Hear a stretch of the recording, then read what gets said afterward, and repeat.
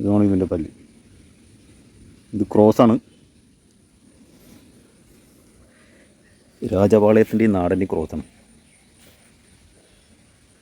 വാലിൻ്റെ ഷേപ്പുണ്ടോ വളഞ്ഞിട്ട്.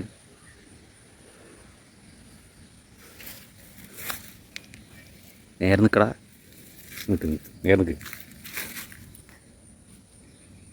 നല്ല വലിപ്പുള്ള സാധനമാണ്. ശരിക്കും പറഞ്ഞാൽ വേട്ടയ്ക്കൊക്കെ ഉപയോഗിക്കാം. വേട്ടയ്ക്കൊക്കെ ഉപയോഗിക്കാൻ പറ്റിയ സാധനമാണ്. എൻ്റെ പല്ലുണ്ട